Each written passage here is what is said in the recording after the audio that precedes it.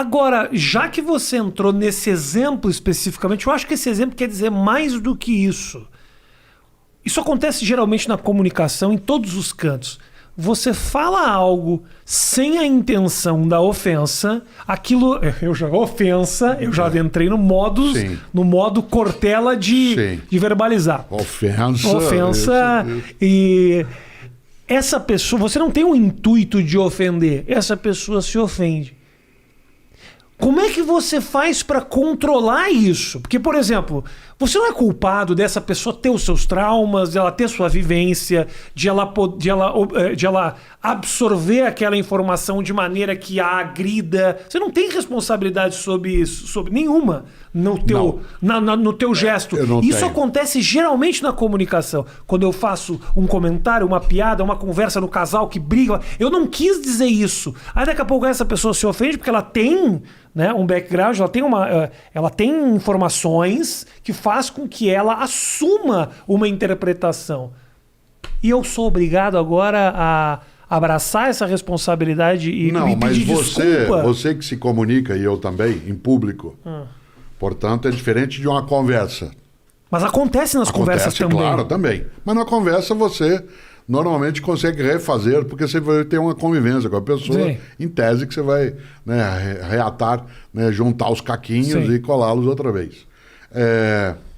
Você não tem que se subordinar a isso, mas tem que levar em conta.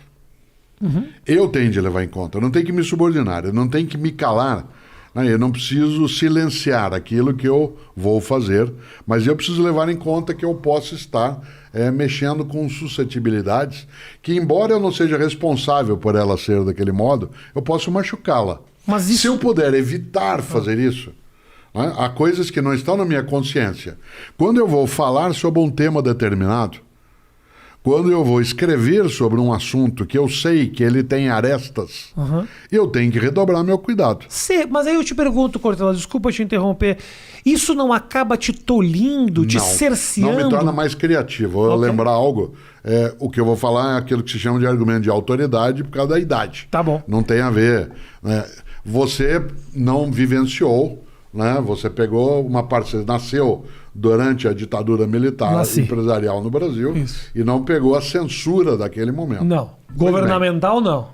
Não. A censura que foi feita naquele momento, ela não impediu a criatividade. Sim. Se você observar, a expressão musical, a expressão do teatro, a expressão daquilo que é a comunicação, ela teve que encontrar outros caminhos nos quais ela redobrou a inteligência. Sim. Haja vista que nós somos capazes de rememorar algumas das peças de teatro, algumas das novelas que foram produzidas naquele momento. Não que a censura ajude a criatividade, ela obriga mais do que ajudar.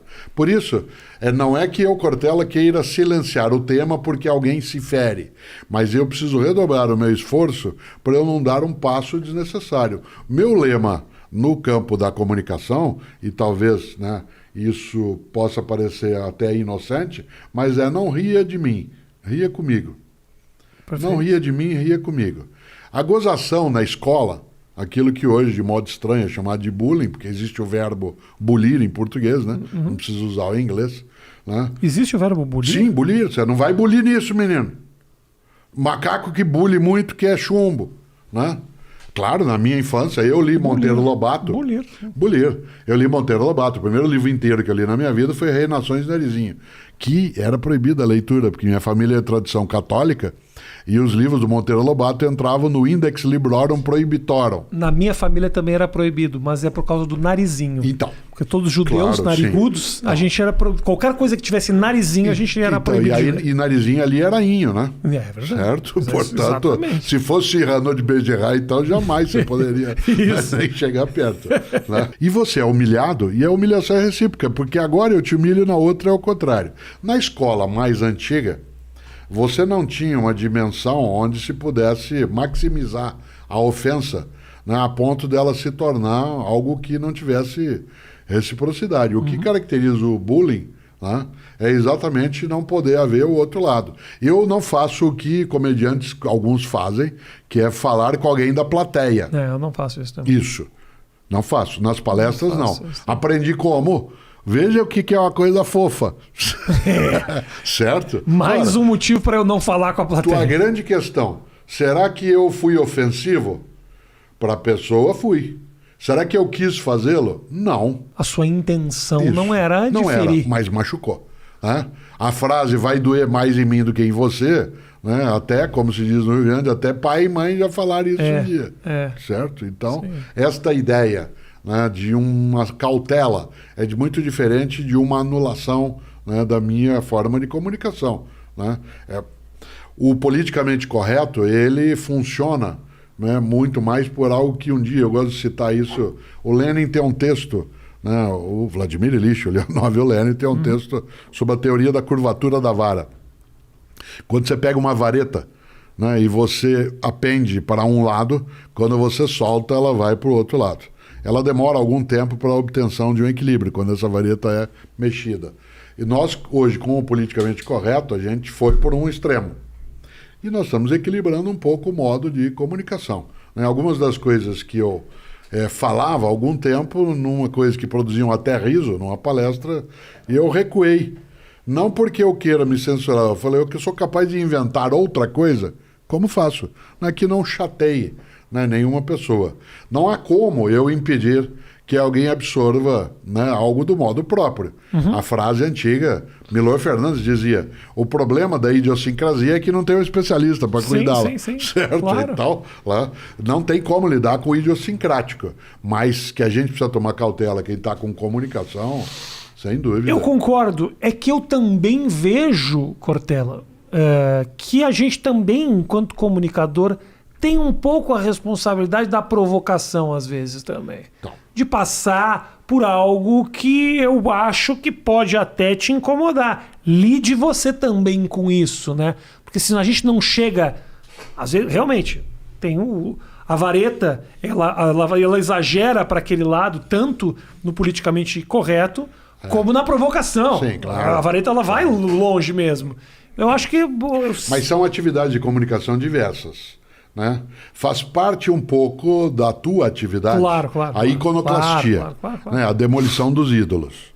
Né? É difícil a gente lidar com algo, desde a origem, né, em que o humor não tem a tarefa, né, de, como lembrava o Gil Vicente, castiga-te ridendo mores. Né? Você mexe com os costumes rindo. Então, é muito diverso. Algo que está como possibilidade na atuação.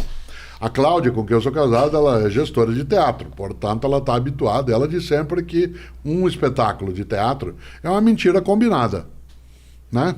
Eu vou para lá como espectador sabendo que ali as coisas parecerão verdadeiras e você que está no palco faz a mesma coisa.